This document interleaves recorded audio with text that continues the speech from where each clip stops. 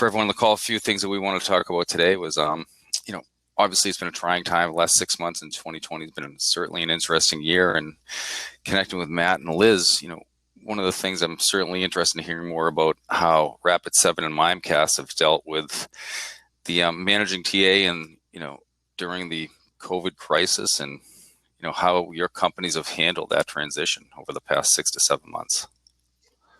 I can speak for Mimecast now. I've been here just a short amount of time. My name's Matt Liptak. I'm the Director of Talent Acquisition here at Mimecast, and we're an email security company, a global company, and I manage the North America Talent Acquisition team.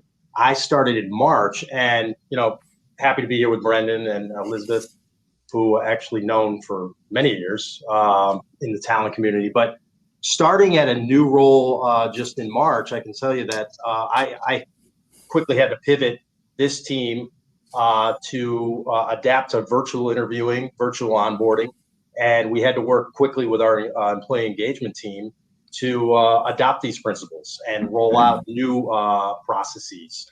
And it was something that the recruiters had to get used to, but I think we adapted quite well.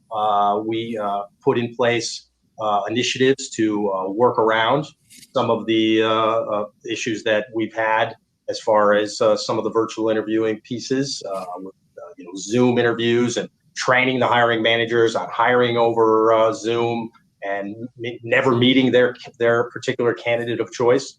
And that was something that we had to get all the hiring managers on board with, put them, steer them in the right direction. And I think everyone really adapted quite quickly.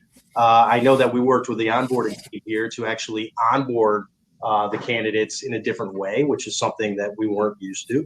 And I think that people here have done a really good job of adapting. And I think the recruiting team here has done an exceptional job. Awesome. That's great, man. Liz, how about Rapid7? Yeah. So my name's Liz Gormley. I lead our global talent acquisition efforts at Rapid7. We're a global cybersecurity company, and I've been there for about 3 years, and we've probably almost doubled in size in the time that I've been there. So we've sort of been in this hyper growth mode, which has been really, really fun and really exciting.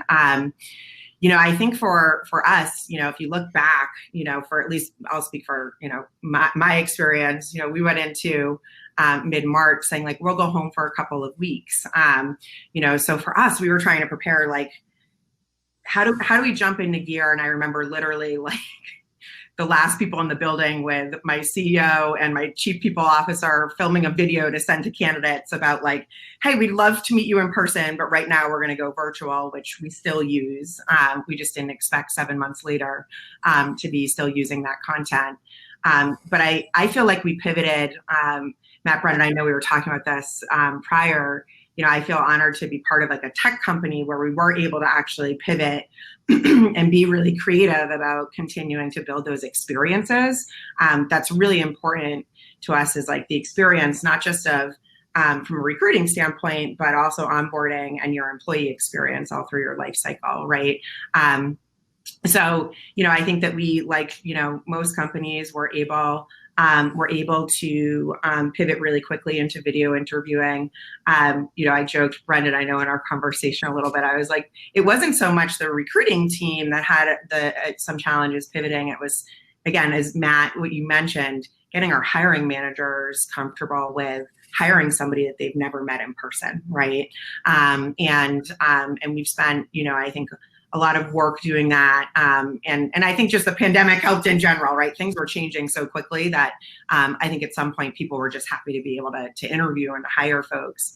But as a company, we've done so much just in terms of over communication to support our existing employees at the same time, not just from an onboarding standpoint, but in the ways that we've been able to over communicate, share sort of what we're thinking, our strategies, our timelines, we were having, virtual concerts and things to sort of bring people together, and got really creative. I think that's one of the things that I love about Rapid7 is we are a bold and audacious company, and we pride ourselves on thinking outside of the box. And we definitely have continued to do that, not just in the beginning, around our efforts of supporting not just our new incoming employees, or moose as we call them, but also our existing folks as well.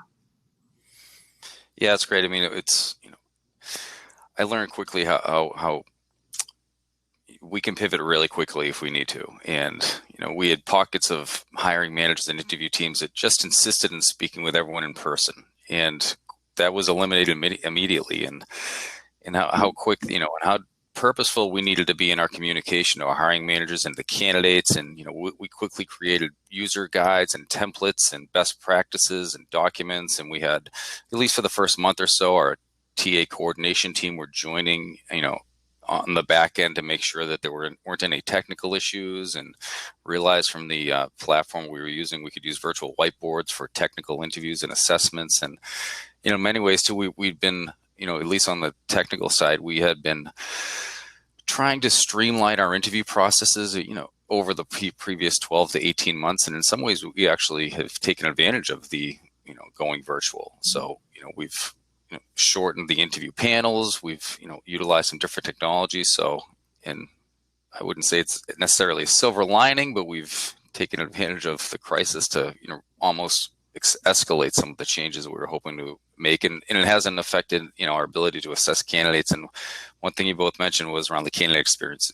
We wanted to make sure it was still the candidate experience is just paramount for the interview process. And as we've discussed in the past, kind of that gold standard is that if we have a candidate that interviews with, with Athena or Rapid7 or Mimecast, where ideally we want them to leave, even if they don't get the position, saying, that sounds like a great company, really a good place that I'd like to work, and, and ideally refer somebody to us if they could. So one thing that we also discussed is, it's interesting too, is that, when people join the company remotely, and, do you guys have examples of, how your companies have adjusted to that, and being the new person in the company where you actually can't walk into an office and see your colleagues, and, any best practices there we could share? I think that the culture for this company was essential. I mean, everything from the building and the surroundings of the workplace to the people that you work around. And it was something that we struggled a bit to try to sell that culture. I think, going virtual, we had to really chew on it for a while and really try to sell what used to be the culture before we went virtual, and trying to show off some of the core values of the company, how they're still maintained. The CEO, got involved quite a bit on a weekly basis, putting things out to the employee population. But to sell it to the candidate was something that the recruiters had to overcome. And I think we've done a good job also of pivoting there, again, with the candidate experience, making sure we embed the culture into that interview process, making sure we're selling on what the culture was, what the culture still will be when we return to some sort of normalcy in the workplace, of coming back to a building or maybe having a hybrid model, but having that culture still maintained. And, the core values of the company and the charity of the company, and just maintaining that, but showing off what we've done from a virtual standpoint for the employees to change that culture was something we've sold as well. And I think it's worked very well. Yeah. I would echo that. I mean, I think for Rapid7, our core values are literally core to the way that we work, and the way that we work is really important, to move the business forward. So, from a talent acquisition standpoint, like, how do you keep that alive as well? We just spent all of this time and money, and we released this amazing headquarters that we don't have the ability to walk people through so they can feel the energy. And so, how do you create that remotely? I feel really lucky to have, an amazing person on our team that is focused on, our employment branding. I always say to Carly, I'm like, there's so much magic in between these walls. Like, how do we share that with the greater good? digitally out there. And so we've really done a great job of creating content, not just even from a sourcing standpoint. We'll start with sourcing of being able to share things there, but throughout the entire candidate journey, right? And we actually took a little bit of a pause to audit, like, what is that journey if you're a candidate, from somebody that's being sourced all the way from the time that you accept your offer and start your onboarding process, and what is the voice and what is the feel and how are our core values and our culture just being represented within that, because we don't have the ability to be able to bolster that with with our smiling faces in person and our cool barista bar and and all of the the really neat things that as a community we get to enjoy. So in terms of a tip, I think we really looked at our content, and made sure that we were doubling down there and spending more time and sharing that with prospective candidates through their journey. Yeah, it's great. It's you both mentioned core values and culture, and I think it's it's a theme for all of our companies as well too. And as I look back, especially the beginning of the first month or so, where in many ways, the core values can be something that's written on a wall or we read about. But I really felt that certain scenarios where we're able to pivot quickly and do the right thing, where it allowed people to really exhibit the core values in a way that you might not have noticed in the past. And I think about particularly onboarding in India, when we had a number of people that were due to start. And at the time, India literally shut down. You could not leave your house, and we wanted to honor our commitments to them. And there was a number of people that got very creative, and we needed passes from governments to be able to travel in the streets to deliver laptops, and this had all happened over the course of 48 hours or so. And it was just it really showed the commitment that we had and value everyone. And there was just various levels of people in the company that just stepped up and just basically did the right thing for our new employees. And we heard many things from these people that they just didn't expect or anticipate that they would be able to start, never mind on the start date, which was 3 days later. So I think it was it was interesting looking back at it now. We're actually able to act out our core values in a much more public way than we had in the past. So it's interesting you both hit in that as well too. Another certainly at Athena, anyway, a big focus of ours over the past, I would say probably more like 4 to 5 months, really, as we got used to, everything was remote. It was around the well-being of employees, because we started to realize that not only are folks working from home now, but very limited in the amount of time that we could leave the house at the beginning too. How have you all been focusing on the well-being of your employees and new hires and that end? Yeah, we it was so natural to me to over communicate about these things. And then when I would talk to my friends and family, they'd be like, well, we're not talking about the pandemic. And I'm like, what do you mean? So I sort of take those moments to be like, oh, wow. So, I mean, I think for Rapid7, we really zeroed in, and everybody has their own journey. And it was, if you're a single person living alone in a studio apartment or 2 working parents, it's a struggle, right? Nobody has it, better than anybody else. And so we wanted just to be really mindful of that. Early on, we started over communicating in terms of our town halls, and being really honest about how our business was performing, and where that we were in a position of strength, and that we were continuing to feel good about those things, and how we were thinking about the future, just to help people understand what our executive team was navigating in terms of moving the business forward. We brought psychologists into to speak with us. Again, Moose is our mascot. If you think about, there's no plural of moose, so we're one moose. And we started Little Moose Academy so that for working parents, we would be able to give them a little bit of a break. And before daycares, when everything was sort of shut down a little bit and people were struggling even remotely, to put some educational content, together for our baby moose, out there. In addition to, so many other, I think our inclusion is an important thing, most certainly from a diversity standpoint, but, we had so many Slack channels sort of, come up just so that people could continue to build their own communities. If it was like cooking or puppies, or I live alone and I'm struggling, how are you guys managing that? So, I think that we also gave, I think stipends to everybody to help sort of, buy some equipment to make them adjust at home. So we did a lot. I know I'm missing a lot of things, but I think that it was really well received by our folks for sure. Yeah, similarly, we did that as well. I mean, the stipends for, work from home to help out with the certain pieces for the home office, to Wellness Wednesdays, to various employee resource channels on Slack.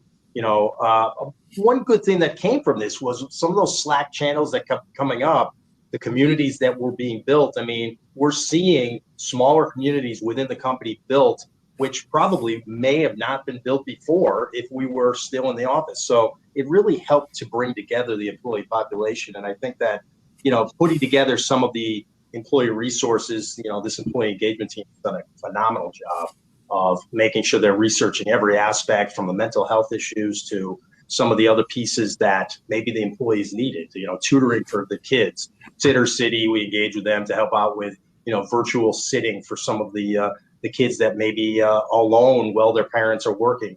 Some of those pieces that we put in place and initiatives, but, keeping it fun as well, keeping that culture aspect, talent shows and virtual talent shows, virtual pet, talent pieces that we put together. There was a lot of things behind the scenes that just were pulled together quickly that helped to keep that culture intact, and it really was phenomenal. Yeah, that's great. And I wanted to hit on one thing before we end. And Liz, you've mentioned this as well too. And if anyone that attended the fireside chat, there was certainly lots of conversation about this. But you mentioned inclusion, and interested to learn. Has Mimecast or Rapid7 expanded any diversity and inclusion efforts? Have you pivoted on a talent acquisition strategy around those efforts? Liz, if you want to kick that off. Yeah. So diversity and inclusion, I think, has been something that we have talked about for a couple of years now as a company. And I've had, been fortunate enough to have a lot of conversations in the talent community, and everybody's in different stages of this journey. Some people are just starting, some people have been at it. Nobody has the answers. We're all learning, and building and moving forward together. So I always appreciate the mind sharing around it. But yes, I think 2 years ago, we did a really great job of just sort of coming out and saying, how we define these things and what we're looking towards, towards committing to and moving forward. I think during the last 6 months, with all of the events, obviously, that have happened in the world, we took an opportunity to say, we're doing a great job, let's double down. So we actually took the opportunity to have somebody focus on the talent acquisition team on our diversity efforts. And a lot of that was starting with training the TA team to make sure that we had the tools to be able to work with our hiring managers, on recognizing unconscious bias and getting people comfortable to have those conversations around hiring. But we need to be comfortable first. Then we'll do hiring manager training. And then we've looked at our partnerships that were already existing, and how can we continue to sort of build out partnerships, and are there additional tools? So those were sort of the buckets that we said, okay, in Q3, we're going to focus on in these areas, and we'll continually build them, as we continue to go. But there's so much that we can be doing. We had to be really specific. So those were some of the areas that we focused on. Yeah, and I think that with Mimecast, that we just recently, back in April, we hired a diversity inclusion manager. She sits over in our UK office, and she's helping us pull together a lot of the initiatives. We do have projects going on right now on the talent team to help us with unconscious bias training for the TA team, as well as hiring managers. We're putting in place strategies around what partnerships and alliances we want to pull together.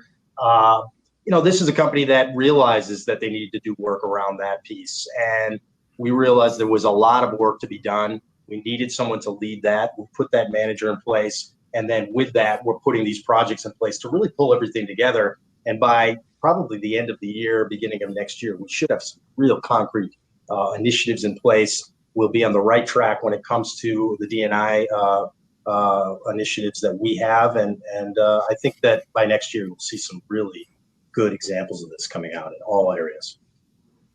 Yeah, that's great. I mean, similar to what you both mentioned, we had hired a director of diversity and inclusion. She started in March, almost right around the pandemic when it hit, and she's been a fantastic resource. So our team is certainly partnering with her around creating strategies for partnerships and expanding the partnerships we had already had in place, and working with our internal L&D team around specific trainings on unconscious bias and best practices for hiring manager training. And one thing that we had done about a year and a half ago is as a company we'd signed the Parity Pledge, which was it's a pledge from an outside company. A number of Fortune 500 companies had done, but it's we had made a commitment that we would interview at least one female candidate for any VP level role and above. And the Parity Pledge actually expanded to include one person of color, and we re-signed with that as well too. And and those are that really comes from our executive and our ELT team. It starts at the top.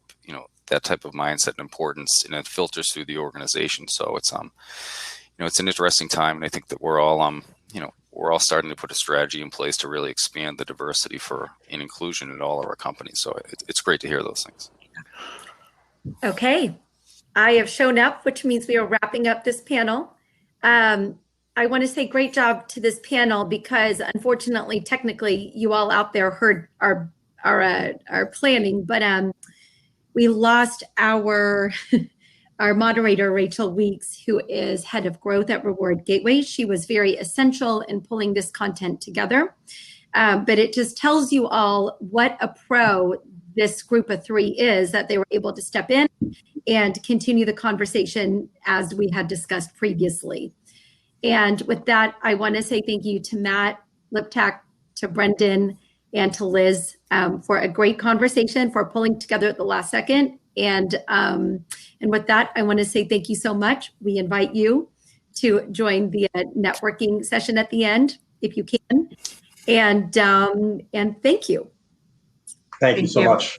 Thank you. Thanks, everyone. So for all of you out there, just want to let you know, just like last time, hopefully we'll come back around a little bit quicker. We have all our panelists in the backstage. Another minute and a half to prep this panel to take over. And I will be right back to bring them in a minute and a half. Thank you.